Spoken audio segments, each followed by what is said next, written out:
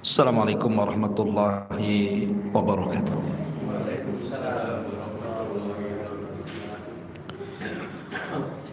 Alhamdulillah, salatu wassalamu ala rasulillah wa ala alihi wa sahbihi wa mawalah wa la hawla wa la quwata illa billahi wa ba'du. Alhamdulillah, segala puja dan puji hanya milik Allah subhanahu wa ta'ala. Salawat dan juga salam kita hadiahkan kepada Rasul kita Nabi besar Muhammad sallallahu alaihi wasallam. Karena kita masih di permulaan bulan Sya'ban, maka pembahasan di malam hari ini kita akan membahas tentang amalan-amalan yang dianjurkan untuk dilakukan di bulan Sya'ban. Namun sebelum kita menjelaskan tentang amal apa saja yang harus kita lakukan di bulan Sya'ban, sedikit kita akan bercerita sejarah beberapa peristiwa yang terjadi di bulan Sya'ban dulu. Kemudian kita masuk pada amalan-amalan yang dianjurkan dan hal-hal yang dilarang dilakukan di bulan Sya'ban. Ma'asyiral muslimin yang dimuliakan Allah subhanahu wa ta'ala, banyak peristiwa yang terjadi di bulan Sya'ban.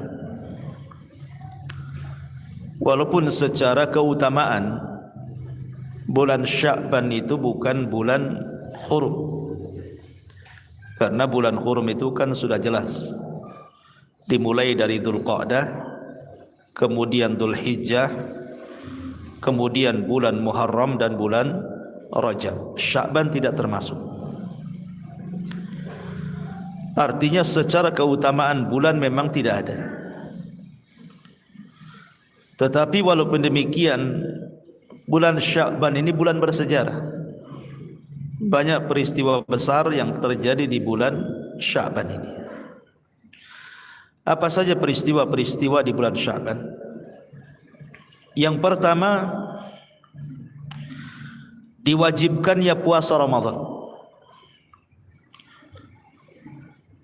Pertama hijrah Nabi SAW dari Mekah ke Madinah itu belum ada puasa khusus bagi kaum muslimin. Ketika itu puasanya hanya mengikuti puasanya orang Yahudi, tanggal 10 bulan Muharram. Tetapi tanggal 10 bulan Muharram Rasul puasa bertepatan dengan orang Yahudi bukan berarti Rasul mengikuti puasanya Yahudi, tidak. Tapi Rasul ketika bertanya soal alasan orang Yahudi kenapa berpuasa tanggal 10 Muharram, orang Yahudi beralasan dalam rangka menghormati Nabi Musa. Maka Rasul mengatakan kalau itu alasannya, maka kami lebih menghormati Musa dibandingkan kalian. Maka Rasul berpuasa tanggal 10 Muharram. Tetapi kemudian bertepatan dengan bulan Sya'ban tahun kedua dari hijrah Nabi SAW, turun ayat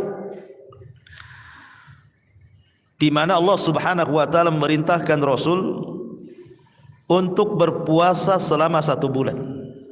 Itulah yang disebut dengan Syahrul Ramadan, bulan Ramadan.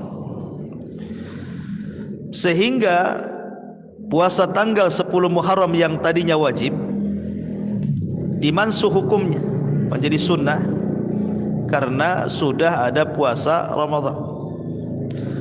Lah pensyariatan puasa Ramadan itu terjadi di bulan Sya'ban tahun kedua Hijriah. Ini peristiwa pertama. Peristiwa kedua, terjadinya pengalihan kiblat. Kaum muslimin di permulaan salat mereka menghadap Baitul Maqdis. Sehingga kemudian Nabi SAW ketika itu merasa risih karena kiblatnya kaum muslimin dengan kiblatnya Yahudi sama-sama ke Baitul Maqdis.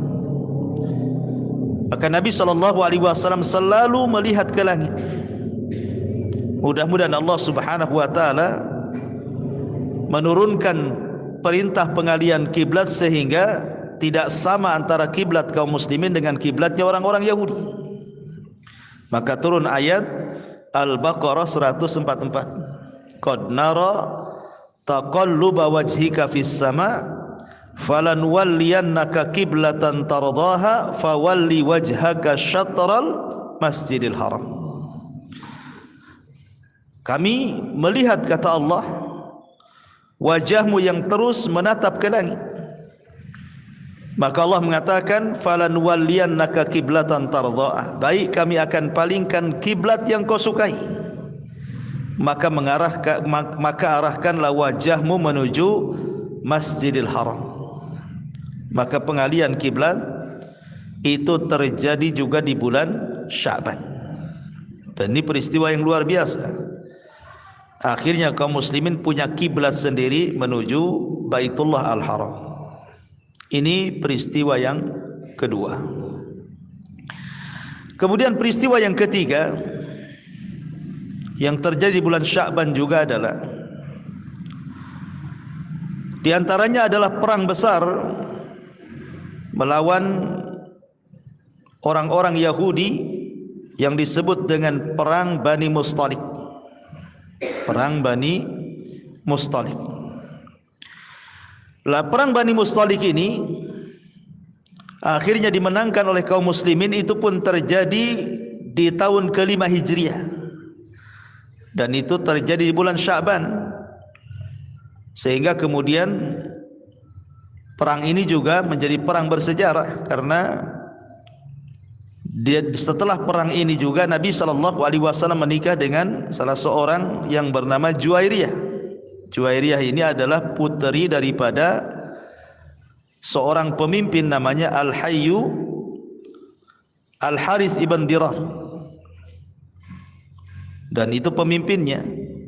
Kemudian anaknya ditawan, kemudian dimerdekakan dan menikah dengan Nabi SAW. Dan itu terjadi tahun ke-5 tepat di bulan Sya'ban juga, perang Bani Mustalik ini. Kemudian juga di antaranya peristiwa di bulan Sya'ban adalah meninggalnya Utsman ibn Mad'un. Utsman ibn Mad'un. Ingat, Utsman ibn Mad'un ini sahabat yang paling dicintai Nabi, karena termasuk orang-orang yang awal-awal masuk Islam. Ketika hijrah dari Mekah ke Madinah, maka Utsman ibn Mad'un inilah sahabat yang pertama kali meninggal dan yang pertama kali dikubur di Baqi. Ini Utsman ibn Mad'un ini. Ini pun terjadi di bulan Sya'ban. Kemudian juga di antara kelahiran para sahabat yang mulia, lahirnya Abdullah ibn Zubair. Abdullah ibn Zubair, putra daripada Zubair ibn Awwam, ibundanya Asma bintu Abi Bakar. Dan dia adalah orang pertama dari kalangan muhajirin yang lahir pasca hijrah. Abdullah ibn Zubair ini orang yang pertama lahir setelah hijrahnya Rasul dari Mekah ke Madinah. Maka Asma ketika itu mengandung dan melahirkan Abdullah ibn Zubair tepat di bulan Sya'ban juga. Kemudian juga lahirnya Husain ibn Ali, cucu Nabi SAW. Husain ibnu Ali itu juga terjadi di bulan Sya'ban tahun ke-4 setelah hijrahnya Nabi SAW. Kemudian juga beberapa sariyah. Sariyah ini artinya pasukan yang dikirim Nabi SAW, tapi Rasul tidak terlibat dalam pasukan itu. Di antaranya Sariyah Fadak yang ketika itu dipimpin Ali radhiyallahu an, terjadi pada tahun ke-6 Hijriah, juga terjadi di bulan Sya'ban. Kemudian Sariyah Daumatu Jandal. Sariyah Daumatu Jandal itu pun terjadi pada tahun ke-6, terjadi di bulan Sya'ban. Pemimpinnya Abdurrahman ibn Auf. Kemudian juga Syariah Umar bin Khattab radhiyallahu an, itu pun terjadi bulan Sya'ban tahun ke-7 setelah hijrah. Kemudian Syariah Abi Qatadah juga pada tahun ke-8 Hijriah terjadi di bulan Sya'ban, termasuk perang Al-Jisr. Perang Al-Jisr ini tahun 13 Hijriah 23 Sya'ban. Dan banyak lagi. Adapun para ulama peristiwa di bulan Sya'ban, Ibnu Katsir wafat itu di bulan Sya'ban. Al-Imam Ibnu Katsir ma'ruf, pengarang kitab Tafsirul Azim, Ibnu Katsir, itu wafat pada tahun ke-774 dan bulannya adalah bulan Sya'ban.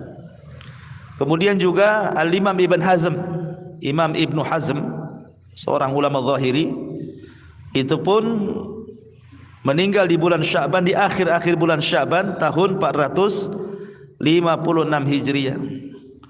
Dan banyak lagi peristiwa-peristiwa terjadi, termasuk juga turunnya perintah salawat kepada Nabi sallallahu alaihi wasallam. Innallaha wa malaikatahu yusalluna 'alan nabi ya ayyuhalladzina amanu sallu alaihi wa sallimu taslima. Ini pun ayat ini turun di bulan Sya'ban, memperbanyak salawat kepada Nabi sallallahu alaihi wasallam. Itu secara sejarah. Baik, kita masuk pada pembahasan. Ada beberapa riwayat yang bicara tentang keutamaan bulan Sya'ban ini. Al-Imam An-Nasa'i menyebutkan dalam sunannya dari sahabat Usamah ibn Zaid radhiyallahu anhu, dia mengatakan, "Qultu, aku berkata, ya Rasulullah, lam araka tasumu syahran min asy-syuhur ma tasumu min Sya'ban." Kata Usamah ibn Zaid ini, Rasul, aku tidak pernah melihat engkau berpuasa hampir 1 bulan dibandingkan bulan-bulan yang lainnya, kecuali engkau berpuasa di bulan Sya'ban. Kenapa gitu ya? Jadi Rasul itu jarang sholat sunnah itu sampai full hampir 1 bulan. Lain dengan Ramadan, memang Ramadan 1 bulan kan itu ya. Maksudnya puasa sunnah, Rasul tidak pernah memperbanyak puasa sunnah itu hampir 1 bulan, kecuali bulan Sya'ban. Jadi Usamah bin Zaid ini bertanya alasannya, kenapa gitu ya.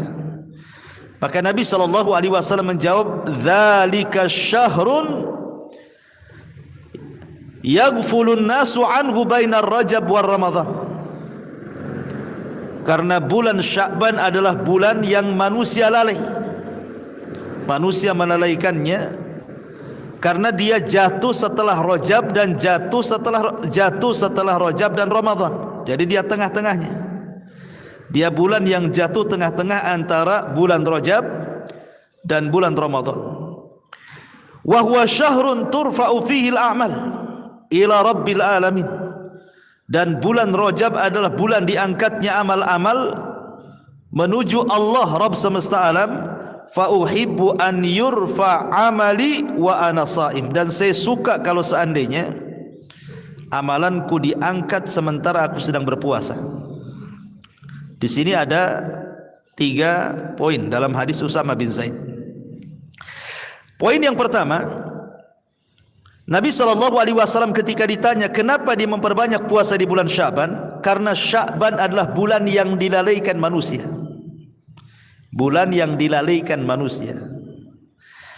Kenapa dilalaikan manusia? Karena Sya'ban itu terjepit di antara 2 bulan mulia. Rajab itu bulan mulia karena termasuk Asyhurul Hurum. Ramadan itu lebih mulia lagi karena dia pemimpin bulan-bulan. Sya'ban ini tidak punya keutamaan. Dia terjepit di antara 2 bulan mulia. Sehingga karena orang lebih memperhatikan bulan Rajab, kemudian juga perhatiannya ke Ramadan, Sya'ban ini dilupakan. Sya'ban saja, sebentar lagi kan Ramadan, itu maksudnya. Sehingga kita lihat banyak di bulan Sya'ban itu kebanyakan manusia tidak memperbanyak ibadah. Padahal walaupun demikian kita dianjurkan banyak ibadah. Alasan manusia tidak banyak ibadah di bulan Sya'ban itu karena menyongsong Ramadan.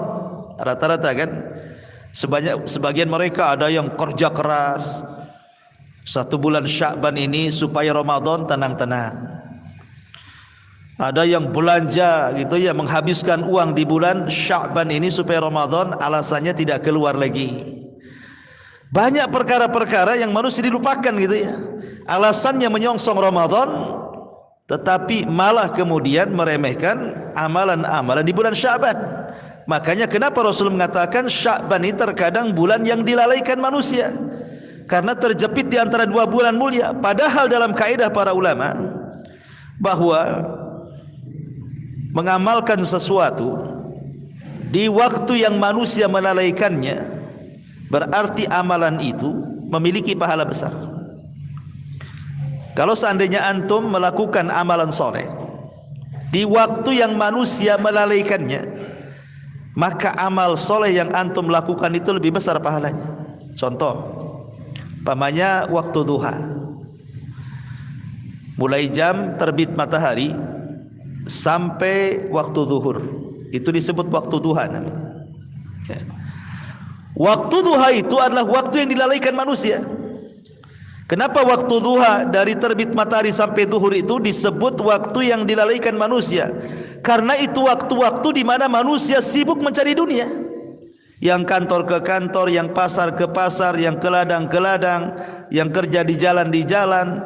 Pokoknya mulai terbit matahari sampai zuhur itu orang sibuk-sibuknya kerja tuh. Lalai untuk ibadah kan. Tiba-tiba di saat manusia sedang sibuk bekerja, antum pula keluar dari kesibukan dunia, kemudian solat duha. Berarti solat duha itu solat yang paling istimewa. Kenapa? Karena dilakukan di saat manusia lalai. Antum keluar dari kelalaian itu.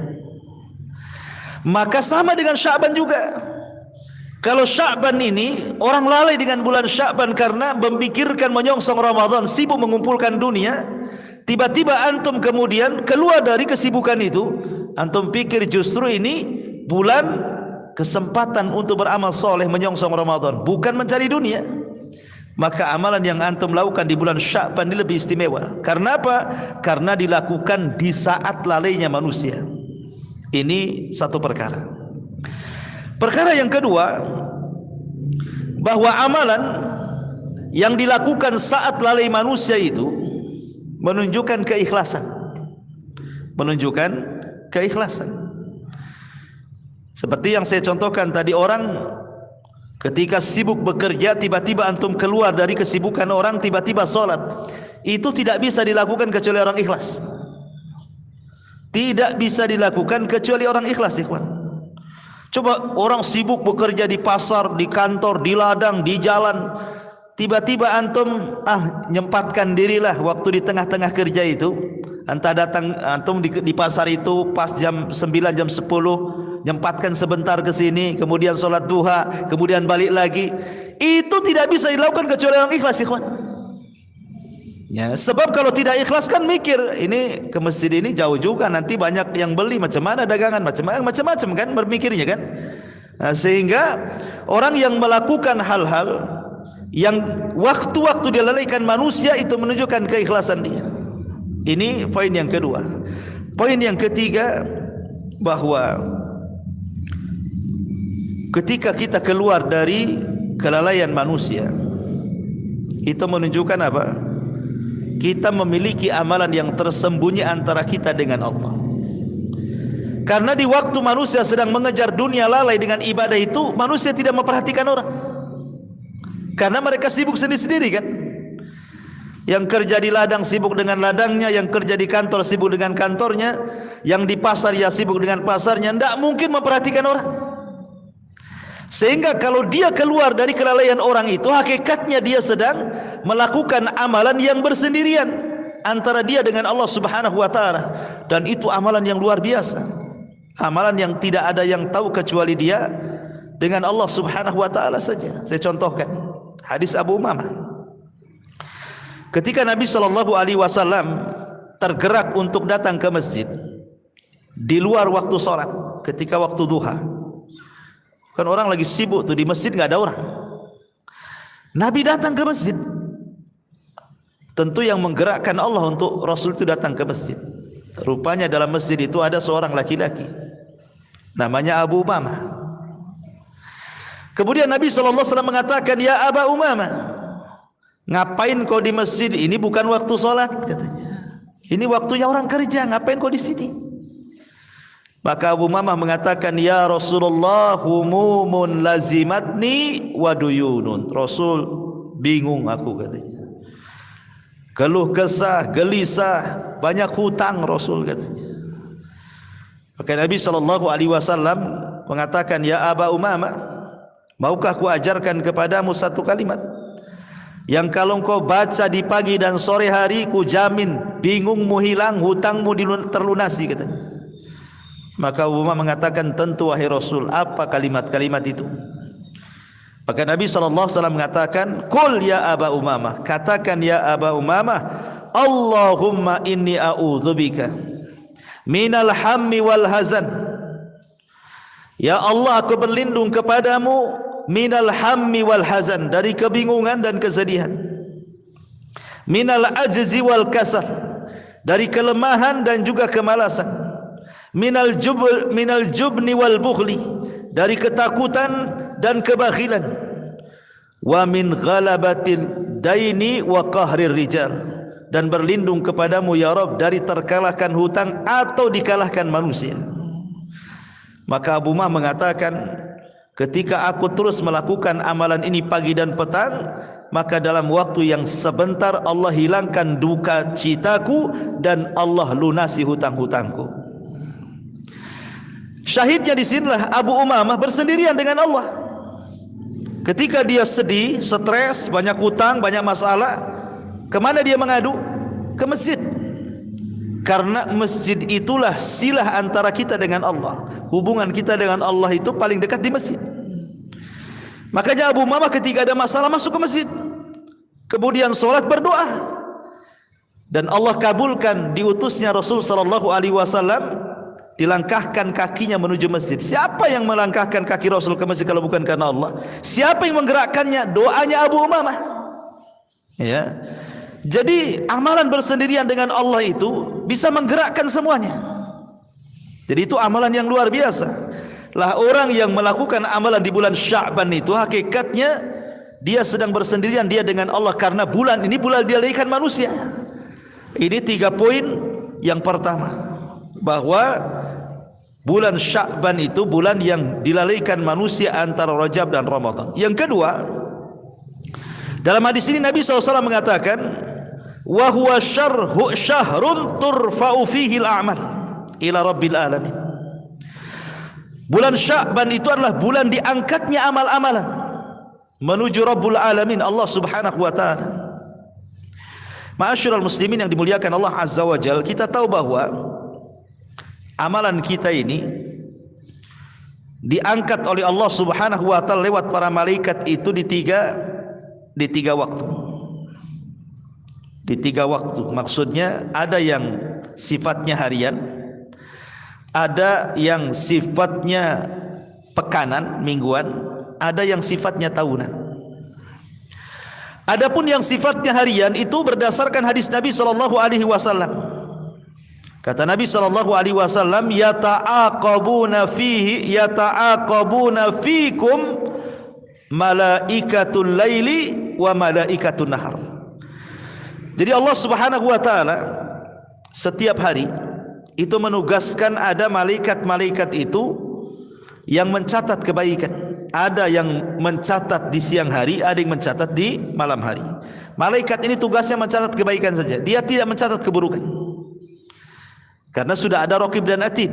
Kalau Raqib dan Atid kan semua dicatat dia. Tapi malaikat-malaikat ini dia tidak mencatat kecuali kebaikan. Kebaikan yang dilakukan hamba Allah di malam hari dan kebaikan yang dilakukan hamba Allah di malam hari. Jadi ada 2 sip malaikat. Ada malaikat sip siang, ada malaikat sip malam. Ya. Makanya Rasul mengatakan malaikatul bil laili wa malaikatu bin nahar. Ada malaikat yang ditugas di malam hari, ada malaikat yang bertugas di siang hari. Jadi ada sip-sipan malaikat ini. Wa yastami'una fi salati subhi wa salatil asri. Di mana 2 malaikat ini berjumpa di 2 salat. Pertama salat asar, yang kedua salat subuh. thumma ya'rujul ladzina batu fikum fayas'aluhumullah wa huwa a'lam bihim kaifa taraktum ibadi fayaquluna taraknahum wa hum yusallun wa atainahum wa hum yusallun. Lah ketika malaikat ini berjumpa di dua waktu ini, jadi malaikat malam mulai dari asar sudah mencatat amal kita ini, apa saja setelah asar amalan-amalan kita itu. Kemudian habis maghrib apa saja yang kita lakukan. Kemudian habis isya apa saja kita lakukan. Kemudian sebelum tidur apa saja yang kita lakukan. Terus sampai ketika bangun tidur, apa yang dilakukan dari kebaikan terus dipantau malaikat ini dan dicatat sampai waktu subuh. Lah ketika datang waktu subuh, manusia sudah solat subuh, sedang solat subuh, terhentilah catatan malaikat malam ini untuk ganti sip. Ya. Jadi setelah malaikat malam mencatat kebaikan kita itu, maka mereka di waktu manusia sedang solat subuh, mereka naik. Ketika mereka naik, turun malaikat yang mencatat kebaikan di siang hari. Kemudian akan mencatat kebaikan kita selepas subuh, zuhur, sampai waktu asar. Nanti di waktu asar nih, malaikat yang mencatat kebaikan di siang hari, di saat manusia sedang solat, maka malaikat naik. Di waktu yang sama, malaikat yang mencatat kebaikan di malam hari turun. Begitu setiap harinya. Pertemuannya di waktu subuh dan asar. Lah setiap malaikat nih yang sudah mencatat kebaikan-kebaikan hamba-hamba ini, baik siang ataupun malam, langsung menghadap Allah. Maka Allah Subhanahu wa taala bertanya, "Ma taraktum ibadi?" Sedang apa kau tinggalkan hamba-hambaku? Maka malaikat-malaikat, pada Allah sudah tahu, tentu Allah bertanya seperti itu, bukan berarti Allah jahil, tidak, Allah tahu. Tetapi Allah Subhanahu wa taala hanya ingin menanya saja, padahal dia sudah tahu. Maka para malaikat ini mengatakan, taraknahum wa hum yusallun wa atainahum wa hum yusallun. Kami tinggalkan mereka sedang solat dan kami datang mereka sedang solat. Maksudnya kami tinggalkan mereka sedang solat subuh dan kami datang mereka sedang solat asar. Jadi dua solat itulah pertemuannya. Ini namanya amalan harian. Setiap hari amalan kita diangkat, waktu asar dan subuh. Makanya kenapa dua waktu solat ini istimewa. Rasulullah SAW sampai mengatakan, man hafadhu ala baradaini dakhalal jannah. Siapa yang menjaga dua waktu solat ini dijamin masuk surga. Maksudnya subuh dan asar. Dan sebagian ulama mengatakan subuh dan asar itu disebut dengan solat wusta, yang Allah katakan hafidhu ala salawati was salatil wusta. Jaga oleh kalian dua solat wusta. Solat wusta itu maksudnya solat asar ataupun solat subuh. Walaupun khilaf mana sebenarnya yang dimaksud solat wusta, asarkah subuhkah? Ada yang mengatakan asar, ada yang mengatakan subuh. Bagi yang mengatakan asar solat wusta berdasarkan nas. Ketika Nabi perang Khandaq, Rasul sampai tidak sempat solat asar kecuali waktu maghrib. Rasul marah dan mengatakan, semoga Allah memenuhi kuburan-kuburan orang-orang musyrik itu karena mereka mengakhirkan solat wusta pada waktunya. Lah ketika itu Rasul mengakhirkan solat asar. Berarti berdasarkan nas bahwa solat wusta itu solat asar. Bagi yang mengatakan bahwa solat wusta itu solat subuh, karena solat subuh itu solat pertengahan, dia tidak ada gandengannya. Zuhur ada gandengannya dengan asar, maghrib ada gandengannya dengan isya, subuh tidak ada. Makanya dia satu-satunya solat yang tidak bisa dijamak. Ya kan, yang bisa dijamakan zuhur dengan asar, itu kalau solat siang. Kalau solat malam maghrib dengan isya, subuh tidak bisa. Dia tidak bisa dijamak dengan isya, nggak bisa juga dijamak dengan zuhur. Dia sendiri. Ya, makanya disebut wusta, dia tengah-tengah, dia nggak ada gandengannya dia. Dia tidak masuk pada solat malam maghrib dengan isya, dia tidak masuk pada solat siang zuhur dengan asar, makanya disebut wusta. Ada juga yang mengatakan seperti itu. Ini yang pertama. Amalan kita setiap hari itu diangkat pada waktu asar dan pada waktu subuh. Yang kedua, yang sifatnya mingguan atau pekanan berdasarkan hadis yang dikeluarkan Imam Muslim dari Abi Hurairah radhiyallahu anhu. Nabi SAW mengatakan, tuftahu abwabul jannati yaumal itsnaini wa yaumal khamis. Allah Subhanahu wa taala membuka pintu-pintu surga di hari Senin dan di hari Kamis. fayughfar likulli 'abdin la yusyrik billahi syai'an illa rajulan kanat bainahu wa baina akhihi syahna. Maka akan diampuni pada tiap-tiap hamba yang tidak menyekutukan Allah sedikit pun, kecuali seseorang yang punya masalah dengan saudaranya, bertengkar dengan saudaranya, maka tidak akan diangkat amalannya. Jadi yang sifatnya pekanan, amalan kita diangkat setiap Senin dan Kamis. Makanya di situ ada syariat puasa Senin Kamis, ya. Lah yang sifatnya tahunan inilah di bulan Sya'ban. Di bulan Sya'ban sifatnya tahunan. Allah angkat amalan kita setiap setahun sekali di bulan Sya'ban.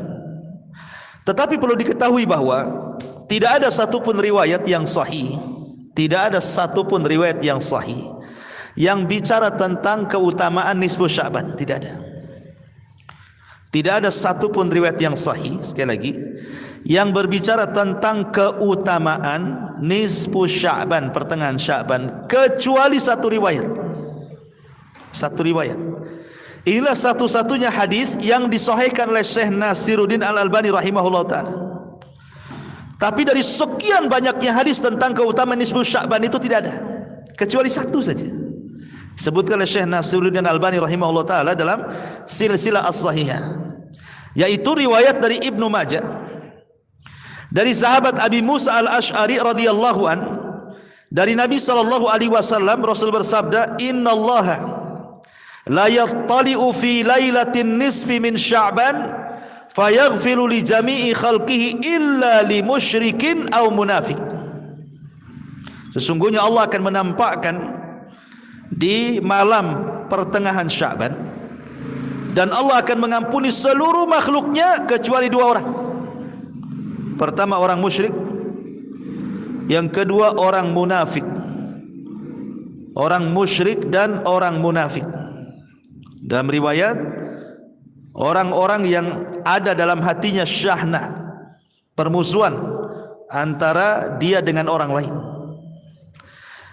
Maka berdasarkan hadis ini dan hadis yang lainnya, hadis yang kita baca tadi, bahwa Allah Subhanahu wa taala mengangkat amalannya, kemudian hadis yang disahihkan Syekh Albani rahimahullah taala di sini, bahwa dalam setahun itu ada bulan yang amalan kita akan diangkat oleh Allah Subhanahu wa taala, kecuali dua manusia. Dua manusia ini tidak akan diangkat amalannya. Subhanallah, ya. Hati-hati, ini dua perkara tidak boleh ada di bulan Sya'ban. Pertama, kata Nabi sallallahu alaihi wasallam, yusyrik billahi syai'an, melakukan kesyirikan kepada Allah azza wajalla. Jangan melakukan kesyirikan di bulan Sya'ban. Datang ke dukun, percaya kepada jimat, kepada tanggal-tanggal. Kenapa? Rugi Anda. Sudah setahun kita kumpulkan amal kebaikan kita, sudah setahun kita kumpulkan amal solat kita, amal puasa kita, amal birrul walidain kita, amal sedekah kita, haji umrah bolak balik kita. Harusnya bulan Sya'ban diangkat, tak diangkat pula. Yang kedua, orang yang dalam hatinya ada permusuhan, orang yang dalam hatinya menaruh dendam, orang yang dalam hatinya selalu bermasalah dengan sesama kaum muslimin. Maka ini orang-orang yang hatinya ada syahna, kedengkian dalam hatinya kepada kaum muslimin, tidak akan diangkat. Walaupun dia sholat, walaupun dia puasa, walaupun dia sedekah, walaupun dia berbuat baik sekalipun, walaupun puasanya 5 waktunya rajin, ya kan, zakatnya dia tunaikan, birrul walidainnya dia orang yang paling baik, gitu ya. Apa sebutkan amal ibadah yang antum lakukan, tapi kalau dalam hatinya ada syahna, syahna itu ada kedengkian, dia dengki sama orang, dendam sama orang, maka tidak akan diangkat amalannya, kan rugi. Ya, makanya Sya'ban ini sebenarnya dua puasa yang harus diperhatikan. Pertama puasa hati, yang kedua puasa badan. Dan yang paling penting puasa hati daripada puasa badan itu.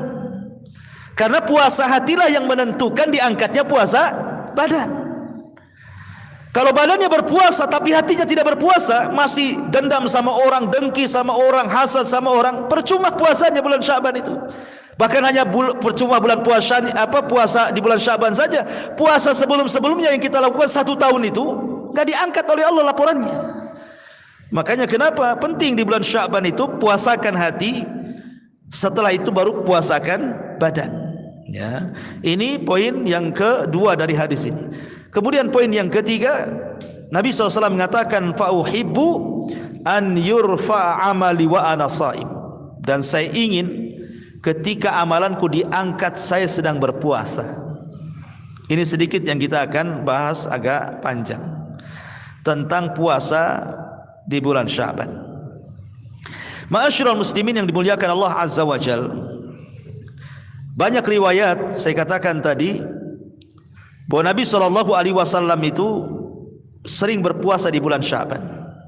Salah satunya adalah Aisyah Ummul Mukminin radhiyallahu anha. Beliau mengatakan,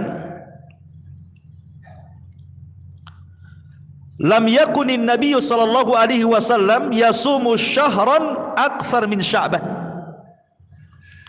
Kata Aisyah radhiyallahu anha mengatakan, Nabi tidak pernah puasa hampir 1 bulan, maksudnya puasa sunnah, kecuali di bulan Sya'ban. Ya. Menunjukkan hadis Aisyah itu apa? Rasul tidak pernah berpuasa hampir 1 bulan kecuali di bulan Sya'ban, menunjukkan bahwa Rasul banyak puasa di bulan Sya'ban, gitu maksudnya. Kemudian juga riwayat yang lain dari Ummu Salamah. Ya. Ummu Salamah radhiyallahu anha, aku bertanya kepada Aisyah radhiyallahu anha tentang puasa Rasul. Maka Rasul mengatakan, kana yasumu hatta naqul qad shama wa yuftir hatta naqul qad aftar. Walam arahu shaiman min syahri qattun akthar min siyamihi min Sya'ban. Kata Aisyah radhiyallahu anha, aku tidak pernah melihat Rasul berpuasa hampir 1 bulan lebih banyak dibandingkan di bulan Sya'ban. Menunjukkan bahwa bulan Sya'ban itu bulan puasanya Nabi SAW untuk puasa sunnah. Kalau Ramadan kan puasa wajib, ya 1 bulan. Kalau Sya'ban ini dikhususkan Rasul untuk puasa sunnah saja. Pertanyaan, kenapa Nabi SAW membedakan bulan-bulan yang lainnya dengan puasa sunnah dengan bulan Sya'ban? Sampai hampir 1 bulan itu Rasul puasa. Mulai tanggal 1 sampai hampir selesai Sya'ban itu Rasul berpuasa. Tentu ya dibedakan antara puasa Sya'ban dengan puasa Ramadan. Kalau puasa Ramadan kan full 1 bulan, baik bulannya 29 hari atau bulannya 30 hari digenapkan, tetap Ramadan itu 1 bulan. Tetapi Sya'ban itu tidak sama dengan Ramadan, tidak boleh 1 bulan. Karena sebelumnya Nabi mengatakan, kalian tidak boleh puasa 1 hari atau 2 hari sebelum Ramadan, kan gitu ya. Kalian tidak boleh berpuasa 1 hari atau 2 hari sebelum Ramadan, kata Rasul. Kenapa? Karena 1 hari atau 2 hari sebelum Ramadan dinyatakan sebagai hari yang diragukan. Karena itu sudah mendekati melihat hilal, tidak boleh. Artinya kalaupun puasa Sya'ban itu diperbanyak, jangan sampai full 1 bulan, gitu maksudnya. Mungkin berhenti di tanggal 27. Ya, berhenti di tanggal 27 Sya'ban. Ya, karena tanggal 28, 29 ini lihat-lihat bulan orang kan, sudah mau melihat bulan, dikhawatirkan kita sedang sholat sunnah tahu-tahu masuk Ramadan. Ya, makanya dilarang. Artinya tidak boleh sama. Tetap kalau Ramadan 1 bulan, kalau Sya'ban itu di bawah Ramadan, gitu maksudnya ya. Tapi kenapa alasannya Rasul sampai puasa sunnah setiap hari gitu ya di bulan Sya'ban itu? Walaupun ada sebagian ulama mengatakan maksudnya Rasul memperbanyak puasa di bulan Sya'ban itu maksudnya puasa-puasa sunnah yang sudah ada, seperti Senin Kamis, puasa Daud, puasa Ayyamul Bid, gitu maksudnya gitu ya. Tapi ada juga yang mengatakan tidak, ya puasa sunnah dari mulai tanggal 1 Sya'ban sampai tanggal 27 Sya'ban, gitu maksudnya ya. Jangan lewat 1 atau 2 hari sebelum Ramadan gitu. Ini alasannya. Pertama, alasannya karena Nabi SAW itu suka safar. Rasul itu suka safar di luar Sya'ban, sehingga ketika safar itu Nabi terbiasa puasa. Kalau lagi mukim terbiasa puasa 3 hari dalam sebulan yang disebut dengan Ayyamul Bid. Tapi ketika safar Rasul tinggalkan. Kemudian seolah-olah Rasul mengumpulkan puasa Ayyamul Bid itu dijadikan satu di bulan Sya'ban gitu maksudnya. Diqadha ya bahasa kitanya ya. Jadi karena ketika safar dia tinggalkan puasa 3 hari dalam sebulan itulah dikumpul-kumpul, akhirnya diqadha di bulan Sya'ban. Ini satu pendapat ya. Pendapat yang kedua, karena rata-rata istri-istri Nabi SAW itu mereka punya utang. Namanya wanita juga bukan istri Nabi, siapapun pasti punya utang Ramadan itu. Tak mungkin tak punya utang karena haid wanita itu pasti punya utang. Ya, tergantung hutangnya berapa lama haid. Lah istri si Nabi SAW itu kalau mereka punya utang, terkadang mereka itu mengqadhanya di bulan Sya'ban, sehingga Nabi SAW menemani mereka puasa. Ya, karena istri-istrinya puasa, Rasul ikut puasa. Saya paham ya. Jadi ada yang mengatakan seperti itu. Jadi Rasul memperbanyak puasa di bulan Sya'ban itu karena mengikuti puasa istri-istrinya. Ini satu pendapat. Pendapat yang kedua ada yang mengatakan seperti itu. Pendapat yang ketiga, dan inilah pendapat yang paling rajih wallahu alam.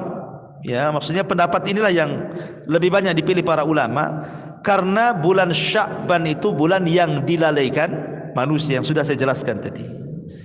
Karena bulan Sya'ban itu bulan yang dilalaikan manusia karena dianggapnya bukan bulan mulia, lewat begitu saja, entar lagi Ramadan kok gitu ya. Makanya Rasul itu ingin memperbanyak puasa di saat lalainya manusia, maka Rasul berpuasa hampir 1 bulan full. Ya, tentu berbeda dengan wajib. Ya, itu 3 alasan kenapa Nabi SAW memperbanyak puasa di bulan Sya'ban. Tentu hikmahnya salah satunya yang paling besar adalah persiapan masuknya Ramadan. Itu hikmah yang paling besar. Kenapa kita disuruh memperbanyak puasa, baca Quran, qiyamul lail di bulan Sya'ban itu? Supaya ketika masuk Ramadan kita ringan. Ya, ringan untuk berpuasa karena sudah terbiasa puasa di bulan Sya'ban. Dan ini disebutkan oleh para ulama salaf seperti Salamah ibn Kuhail rahimahullahu taala mengatakan, Syahrul Sya'ban syahrul qurra. Bahwa bulan Sya'ban itu bulannya orang yang suka menghatamkan Quran, bulannya orang-orang yang gemar dengan Al-Quran. Wa kana Habib ibn Abi Thabit rahimahullahu taala, idza dakhala Sya'ban, apabila masuk bulan Sya'ban, dia mengatakan hada syahrul qurra, ini bulannya para pencipta Quran. Jadi para ulama salaf itu menjadikan bulan Sya'ban itu bulan murajaah Al-Quran. Mereka memperbanyak baca Quran, menghafal Quran, murajaah lagi Al-Quran, supaya ketika masuk Ramadan mereka punya hafalan. Mungkin hafalannya sudah lancar bacaannya, sehingga kalau menghatamkan di bulan Ramadan cepat. Ya. Juga dikatakan oleh Amr ibn Qais Al-Mala'i rahimahullahu ta'ala, idza dakhala Sya'ban aghlaqa hanutahu wa tafarraga li qiraatil Quran.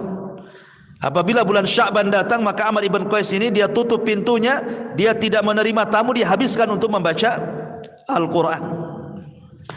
Dan ulama mengatakan Rajab adalah syahru zar'in, wa Sya'ban syahru syakin, wa Ramadan syahru hisadin. Dan ini sudah saya jelaskan bahwa bulan Rajab bulan menanam, Sya'ban itu bulan pengairan, dan juga Ramadan bulan memetik. Artinya Sya'ban ini justru bulan pemupukan ibadah, karena dia bulan nyiram, kata ulama kan. Apa fungsi nyiram itu? Ya mupuk. Ya. Jadi ibadah-ibadah yang sebelum Sya'ban kita lakukan, seperti bulan Rajab kita melakukan puasa, baca Quran, apa saja itu dipupuk di bulan Sya'ban ini. Jangan sampai ditinggalkan yang sudah biasa dilakukan itu, jangan sampai ditinggalkan di bulan Sya'ban. Dipupuk terus gitu ya, supaya ketika Ramadan, disitulah orang dapat hasilnya. Jadi terbiasa puasanya, terbiasa baca Qurannya, terbiasa zikirnya, terbiasa, dan begitu seterusnya. Itu diantara faedah kenapa Nabi SAW memperbanyak puasa di bulan Sya'ban ini. Tapi ma'asyiral muslimin, tidak ada ibadah satupun yang khusus di pertengahan Sya'ban ya, enggak ada.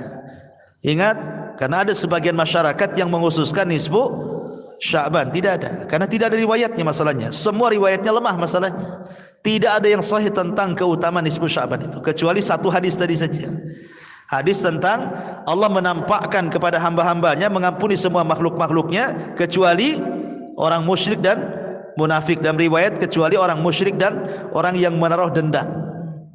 Ya, tetapi Abdullah ibn Mubarak ketika ditanya tentang nisfu Sya'ban, apakah nisfu Sya'ban itu Allah turun ke langit dunia? Kata Abdullah ibn Mubarak, Allah turunlah bukan nisfu Sya'ban saja, setiap malam Allah turun katanya. Karena riwayatnya apa? Yanzilu Rabbuna ila sama'i dunya fi kulli thuluthil lailil akhir wa dzalika kulla lailatin. Sepertiga malam akhir itu Allah turun setiap malam, bukan ketika nisfu Sya'ban saja. Setiap malam memang Allah turun pada sepertiga malam akhir dan mengatakan, siapa yang berdoa aku kabulkan, siapa yang minta aku kasih, siapa yang meminta ampun ku ampuni dosa-dosanya. Itu setiap malam, tidak harus menunggu nisfu Sya'ban maksudnya. Ya, jadi intinya bahwa riwayat-riwayat tentang nisfu Sya'ban itu tidak ada yang sahih kecuali satu hadis ini saja.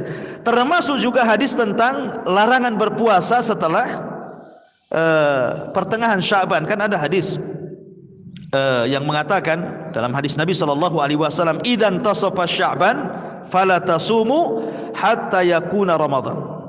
Apabila sudah sampai di pertengahan Sya'ban jangan kalian puasa. Artinya puasa itu sebelum pertengahan Sya'ban. Tapi kalau sudah di atas pertengahan Sya'ban dilarang puasa.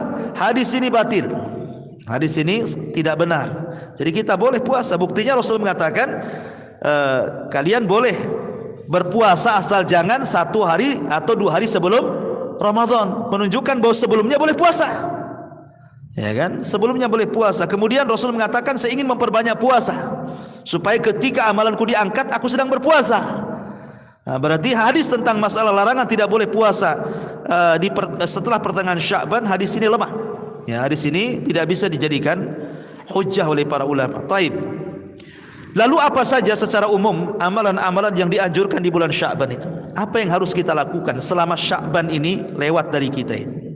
Yang pertama, kata ulama, ihris an tataqaddam ala amalin tayyibin. Fa innallaha tayyibun la yaqbalu illa tayyiban.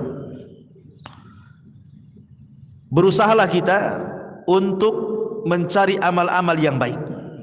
Karena Allah itu zat yang maha baik, tidak menerima kecuali yang baik-baik. Silakan beramal, ya, tetapi cari yang baik-baik. Seperti mamanya seseorang mencari nafkah untuk keluarga, cari yang baik-baik. Beri istri dan anak kita itu dari makanan yang halal. Karena Allah maha baik, tidak menerima kecuali yang baik-baik. Supaya amalan kita ini mencari nafkah selama setahun untuk keluarga kita, di bulan Sya'ban ini diangkat oleh Allah Azza wa Jalla. Ini yang pertama.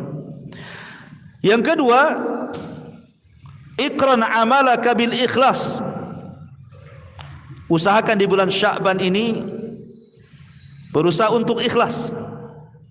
Ikhlas karena Allah Subhanahu wa taala. Jangan sampai kemudian seseorang beramal itu karena riya. Ya, orang karena terbiasa beramal, riya itu sulit ditinggalkan biasanya. Mau sedekah maunya ya diumumkan namanya gitu ya. Tolonglah kasihlah itu nama saya, itu cantumkanlah di situ katanya. Atau kasih di grup kalau bisa disebar, jadi makin tahu siapa saya. Wah, ini repot ya kan. Jadi kalau bisa ikhlaskan apa saja, karena ini hari diangkatnya amal. Kemudian yang nomor 3, perbanyaklah amalan-amalan yang bersendirian antara kita dengan Allah. Mumpung di bulan Sya'ban ini bulan diangkatnya amal, maka terbiasakan beramal yang tidak ada yang tahu kecuali kita dengan Allah Subhanahu wa taala. Kemudian yang keempat, ihdar asyahna. Hindari perpecahan, dendam, hasad, permusuhan, dengki dengan manusia. Karena ini amalan yang bisa amalan kita tidak diangkat oleh Allah Azza wa Jalla. Kemudian yang ke-5, dawamu alal amali as-salihati. Berusaha istiqamah untuk melakukan amal saleh. Dan sebaik-baik amal itu yang istiqamah walaupun sedikit. Ya, walaupun sedikit. Pamannya setiap harilah, ini mumpung bulan Sya'ban tak habis salat. Kan sekarang sudah ada handphone, ikhwan. Sekarang enggak ada alasan baik laki-laki ataupun wanita tidak baca handphone. Pamannya perempuan mengatakan, saya lagi haid Ustaz, kan tidak boleh pegang mushaf. Betul kita katakan wanita tidak boleh pegang mushaf, tapi wanita tidak dilarang pegang handphone. Ingat ya, Wanita memang dilarang pegang mushaf, tetapi wanita tidak dilarang pegang handphone, sehingga tidak ada alasan untuk tidak baca Quran. Kan di handphone ada aplikasi Quran, kita bisa buka kan. Ketika kita menyentuh, umpamanya ini handphone nih, ada aplikasi Quran, kemudian kita sentuh seperti ini, apa kita sedang menyentuh mushaf? Tidak, kita sedang menyentuh kaca handphone. Ya, beda kalau mushaf cetakan. Kalau mushaf cetakan, wanita haid mengambil kemudian disentuh, dia sedang menyentuh mushaf, nggak boleh. Ya, nggak boleh menyentuh mushaf tuh. Tapi kalau menyentuh handphone nggak ada larangan, karena handphone ini bukan mushaf.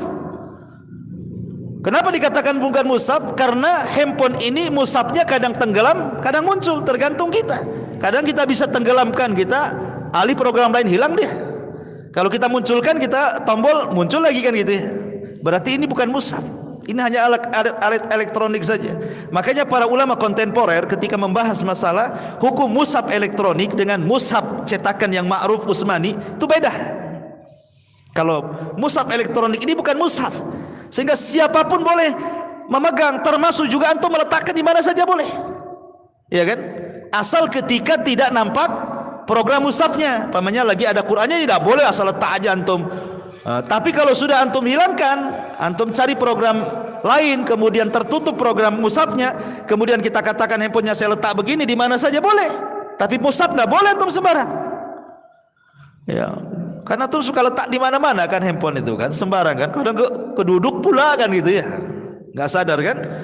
Ya. Makanya ulama mengatakan itu bukan mushaf, itu handphone. Ketika itulah maka dibolehkan wanita-wanita haid boleh membaca Quran dari handphone, nggak ada alasan untuk tidak baca Quran.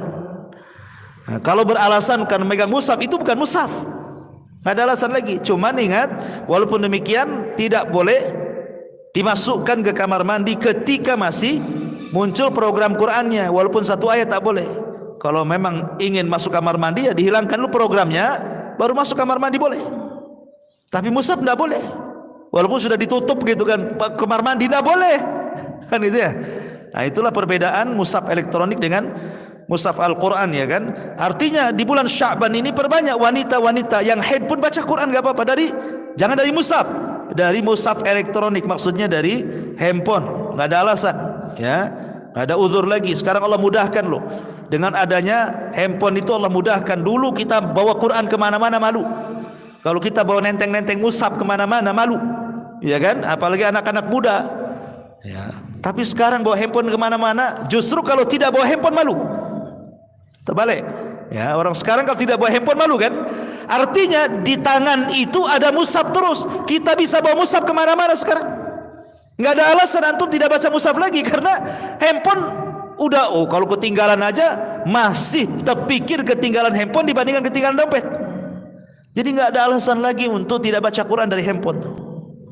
Makanya di bulan Sya'ban, sekali lagi, bahwa bulan Sya'ban lah bulan yang sangat istimewa. Kata ulama, perbanyak membaca Al-Quran, karena menghadapi bulan Quran Ramadan gitu ya.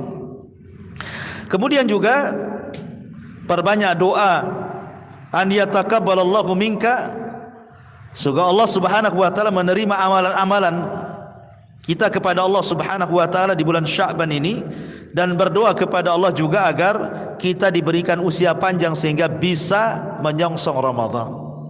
Ya, karena siapa yang tahu usia lah, Allah saja yang tahu. Kadang-kadang kita berharap Ramadan tahun ini ketemu, tapi Allah tidak takdirkan meninggal pula di bulan Sya'ban. Nah, makanya minta kepada Allah umur panjang, umur yang berkah, supaya kita berjumpa dengan Ramadan.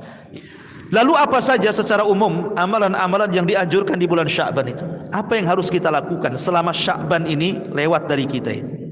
Yang pertama, kata ulama, ihris an tataqaddam ala amalin tayyibin,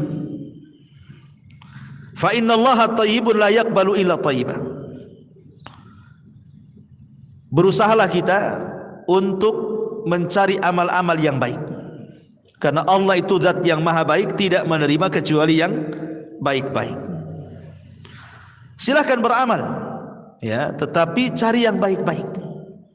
Seperti mamanya seseorang mencari nafkah untuk keluarga, cari yang baik-baik, beri istri dan anak kita itu dari makanan yang halal. Karena Allah Maha baik, tidak menerima kecuali yang baik-baik. Supaya amalan kita ini mencari nafkah selama setahun untuk keluarga kita, di bulan Sya'ban ini diangkat oleh Allah Azza wa Jalla. Ini yang pertama. Yang kedua, iqran amalaka bil ikhlas. Usahakan di bulan Sya'ban ini berusaha untuk ikhlas.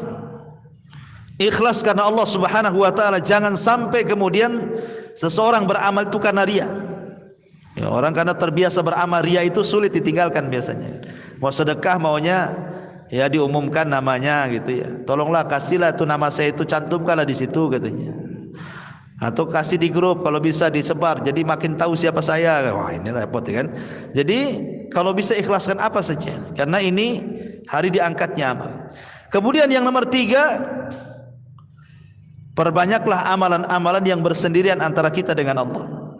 Mumpung di bulan Sya'ban ini bulan diangkatnya amal, maka terbiasakan beramal yang tidak ada yang tahu kecuali kita dengan Allah Subhanahu wa taala. Kemudian yang keempat, ihdar asyahna.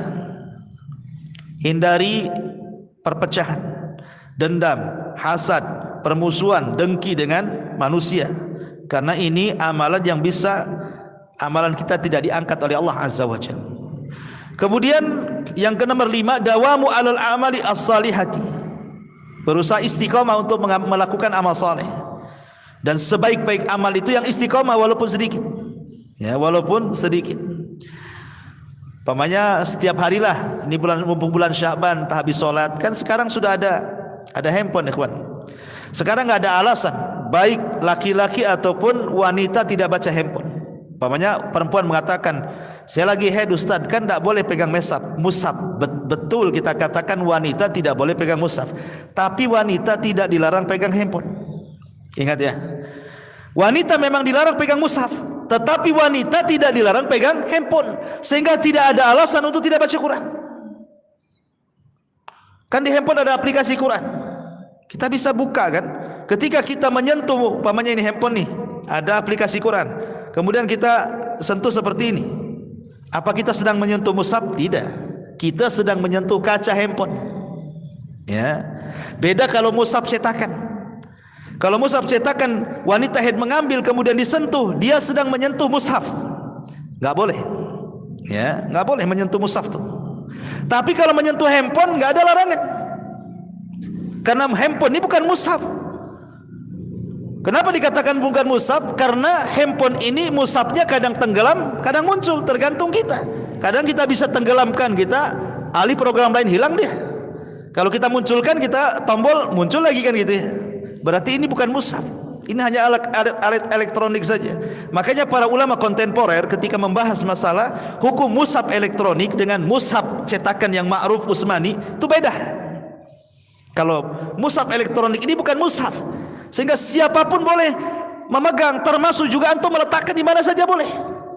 Ya kan? Asal ketika tidak nampak program mushafnya. Pamannya lagi ada Qur'annya, tidak boleh asal letak aja antum. Tapi kalau sudah antum hilangkan, antum cari program lain, kemudian tertutup program mushafnya, kemudian kita katakan handphonenya saya letak begini, di mana saja boleh. Tapi mushaf nggak boleh antum sembarang.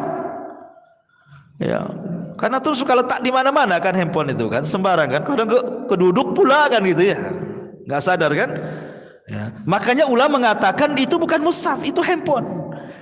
Ketika itulah maka dibolehkan wanita-wanita haid boleh membaca Quran dari handphone, nggak ada alasan untuk tidak baca Quran.